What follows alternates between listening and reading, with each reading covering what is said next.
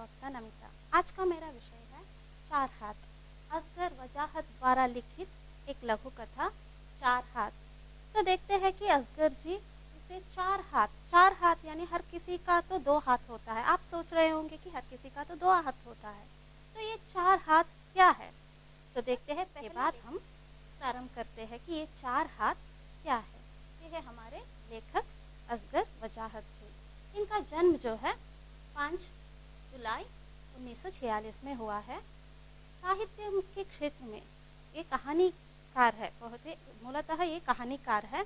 और इन्होंने बाद में कहानी के साथ साथ और भी कई विधाओं में इन्होंने भाग लिया है। हर एक विधा में इन्होंने अपना कलम चलाया है, लेकिन कहानी में इन्हें बहुत ही प्रामुख्यता मिली है और कहानी को ही इन्होंने अपना जो भी उनके विषय में समाज में जो भी चल रहा है उसे व्यक्त करने के लिए इन्होंने कहानी को ही माध्यम बनाया है।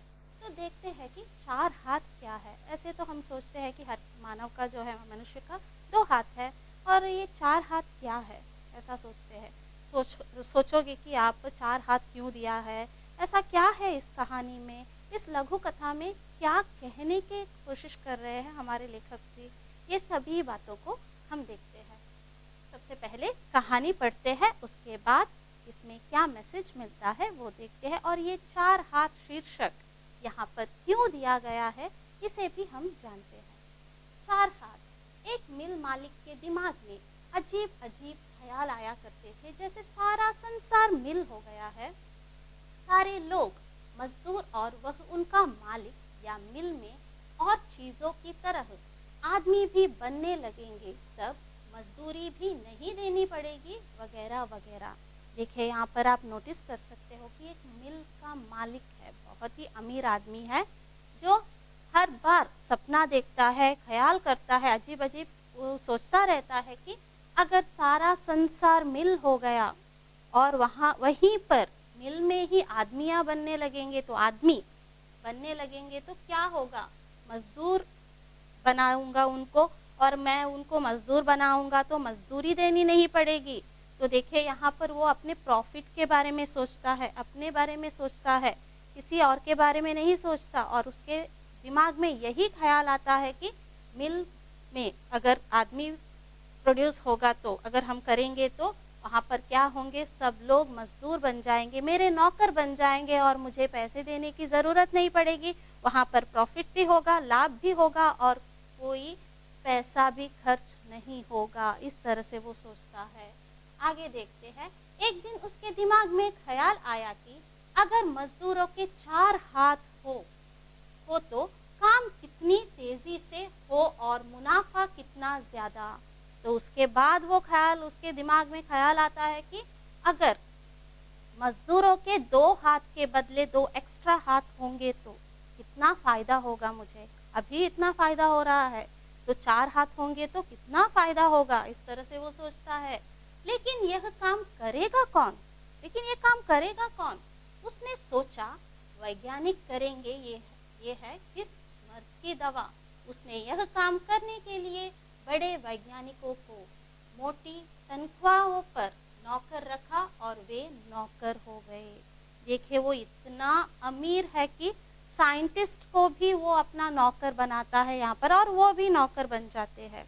और उसके दिमाग में कितनी गंदी बात यहाँ पर आती है। देखिए यहाँ पर मजदूरों को दो हाथ और एक्स्ट्रा फिट करना चाहता है। वो इस काम को कैसे करने के बारे में सोचता है। उसे पहले कैसे करूं कहकर उसे दिमाग में कुछ ख्याल नहीं आता। बाद में उसे साइंटिस्ट की याद आती है, और ये साइंटिस्ट किसके लिए होते हैं, इस तरीके का ही इन्वेस्टिगेशन वो सब करने के लिए, रिसर्च करने के लिए तो है ना। तो उनको इस काम के लिए यूज करूंगा कहकर वो क्या करता है, उन्हें बुलाता है, उन्हें बड़े बड़े अमाउंट सैलरी देता है, इतने अमाउंट सैलरी देता है कि वो भी क्या होते हैं, पैसों के लिए उसके यहाँ नौकर बन जाते हैं।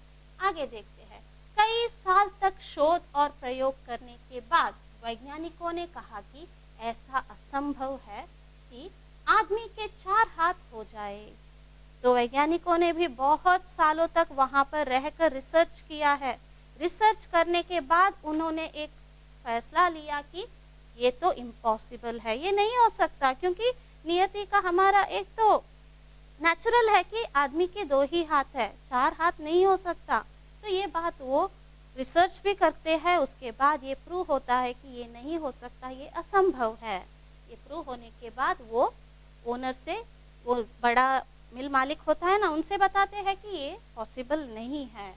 मिल मालिक वैज्ञानिकों से नाराज हो गया, उसने उन्हें नौकरी से निकाल दिया और अपने आप इस काम को पूरा करने के लिए जुट गया। उसे गुस्सा आता है वैज्ञानिकों पर, वो क्या करता है, गुस्सा होता है, उन्हें नौकरी से निकाल देता है और उसके बाद वो खुद इस काम को अंजाम देने के लिए ट्राई करता है।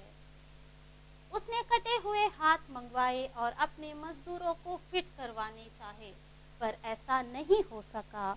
इतना गंदा ख्याल उसके दिमाग में आ गया कि वो क्या करता है, किसी और के डेड बॉडी से हाथ को काट कर यहाँ पर लेकर आता है और लेकर आकर मजदूरों को फिट करने की कोशिश करता है, लेकिन ये भी हो नहीं पाता है। फिर उसने मजदूरों की लकड़ी के हाथ लगवाने चाहे, पर उससे काम नहीं हो सका। फिर उसने लोहे के हाथ फिट करवा दिए, पर मजदूर मर गए।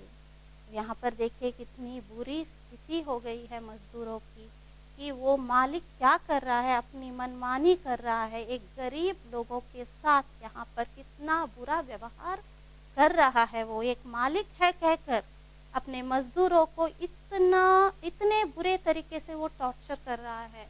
जब उससे कुछ काम नहीं होता, साइंटिस्ट कुछ कर नहीं पाते हैं, तो वही खुद इस काम पर जुट जाता है, हाथों को, नकली हाथों को लेकर आता है, उसे फिक्स करता है। वो भी पॉसिबल नहीं होता है तो लकड़ी के हाथों को लेकर आता है, उसको फिक्स करता है, वो भी नहीं हो रहा है।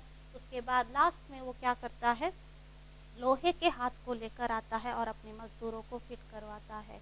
इससे क्या होता है कि मजदूर बहुत ही गंभीर स्थिति में पहुंच जाते हैं और कुछ लोग तो यहाँ पर मर भी जाते हैं। इतनी दयनीय स्थिति यहाँ पर उत्पन्न होती है, लेकिन इस मिल मालिक को कुछ पड़ा ही नहीं है। उसे मजदूर मरे या जिए, उसे कोई फर्क नहीं पड़ता। उसे क्या वो चाहिए, उसे प्रॉफिट चाहिए, उसे लाभ होनी चाहिए। जो भी वो बिजनेस कर रहा है उसमें वो लाभ के बारे में ही सोच रहा है, ना कि यहाँ पर आदमी के बारे में। मनुष्यता यहाँ पर मर गया है, उसके दिलो दिमाग में पैसा पैसा भरा हुआ है, लेकिन मनुष्य की कंडीशन के बारे में, मनुष्य के हालात के बारे में वो सोचने के लिए तैयार ही नहीं है। आगे देखते हैं क्या करता है वो। आखिर एक दिन बात उसकी समझ में आ गई। उसने मजदूरी आधी कर दी और दुगने मजदूर नौकर रख लिए। तो यहाँ पर फाइनली उसके दिमाग में बहुत बड़ी बात आती है। वो क्या करता है कि मजदूरों को बहुत कुछ करने की कोशिश किया, 4 हाथ लगाने के लिए, लेकिन एक्स्ट्रा 2 हाथ वो फिट नहीं कर पाया। तो फाइनली वो डिसाइड करता है कि इस तरह से होगा तो नहीं होगा, तो क्या करूँगा मैं, उनको जो अभी है एट प्रेजेंट मजदूर बनकर वहाँ पर है, उनकी सैलरी आधा कर दूंगा, उन्हें आधा सैलरी दूंगा और उसके बाद उन आधे सैलरी में कुछ और लोगों को यहाँ पर मजदूर बनाकर रखूँगा। इस तरह से रखने पर मुझे प्रॉफिट भी मिल जाएगी और सेम प्राइस वहाँ पर सैलरी भी देनी पड़ेगी। उसे कुछ फ़र्क नहीं पड़ेगा सैलरी में, क्योंकि पहले जो प्रेजेंट में जो मजदूर है उनके ही आधे सैलरी को वो किसी और को देगा। तो यहाँ पर मजदूर ज़्यादा हो गए, पैसे ज़्यादा खर्च नहीं करना पड़ेगा, लेकिन प्रॉफिट जो होगा दुगना होगा, डबल इनकम उसे वापस रिटर्न में मिलेगा और प्रॉफिट भी वहाँ पर डबल हो जाएगा। तो इस तरह से 4 हाथ लघु कथा, बहुत ही छोटी सी सिंपल स्टोरी है, ये लघु कथा है, लेकिन यहाँ पर बहुत सब मैसेज यहाँ पर मिलता है कि किस प्रकार से मजदूरों को यहाँ पर ट्रीट किया जाता है। जो मिल मालिक होता है किस तरह से उनके साथ व्यवहार करता है, मनुष्य के बारे में नहीं सोचता है, सिर्फ प्रॉफिट के बारे में, पैसों के बारे में वो सोचता है और इस तरह से वो कर रहा है। तो यहाँ पर हम एक बात नोटिस कर सकते हैं कि पूंजीपतियों द्वारा मजदूरों का शोषण का चित्रण यहाँ पर हमें नजर आता है। यानी कि ये जो अमीर इंसान होते हैं गरीब इंसान को एक छोटी सी जीव से भी बदतर समझते हैं। यहाँ तक कि आपने नोटिस किया होगा अमीर लोगों के घर में कुत्ते होते हैं, बिल्लियाँ होते हैं, उन्हें क्या करते हैं, वो अपने बच्चों की तरह पालते हैं, अपने बेडरूम में सुलाते हैं, खिलाते हैं, सब कुछ करते हैं, इतना प्यार करते हैं, लेकिन वही एक गरीब इंसान को 1 रुपए देने के लिए भी वो तैयार नहीं है। क्यों दे? अपने प्रॉफ़िट के लिए ही वो काम करते हैं। तो एक और नज़रिए से देखेंगे तो बिज़नेसमैन जो भी होते हैं, जो भी अमीर इंसान होते हैं, 2 प्रकार के लोग होते हैं। उनमें से एक तो क्या होता है, कुछ लोगों को हेल्प करने के लिए ही बिज़नेस बनाता है, उस तरह के लोग होते हैं। उस तरह के लोग अच्छे होते हैं, मनुष्य के बारे में सोचते हैं, मज़दूरों के बारे में सोचते हैं और उनके लिए बहुत-बहुत लाभ होने की तरह सिर्फ़ अपना लाभ नहीं, हमारे साथ काम करने वाले लोगों के बारे में भी सोचते हैं। लेकिन दूसरा कैटेगरी ऐसा भी होता है जो सिर्फ़ प्रॉफ़िट के लिए ही बिज़नेस करते हैं। तो ये स्टोरी जो है, ये लघु कथा जो है, उसी प्रकार के एक मालिक का है, जो सिर्फ़ और सिर्फ़ अपने बारे में सोचता है, अपने प्रॉफ़िट के बारे में सोचता है, अपने लाभ के बारे में सोचता है और किसी इंसान के बारे में इसे कोई परवाह नहीं है। तो इस प्रकार से 4 हाथ नामक लघु कथा में असगर वजाहत जी ने इन सभी बातों को बताने की कोशिश की है कि एक पूंजीपतियों द्वारा मजदूर किस तरह से शोषित हो रहे हैं, उनका शोषण किस प्रकार से हो रहा है, इसे बहुत ही अच्छी तरीके से सुंदर ढंग से यहाँ पर चित्रित किया गया है।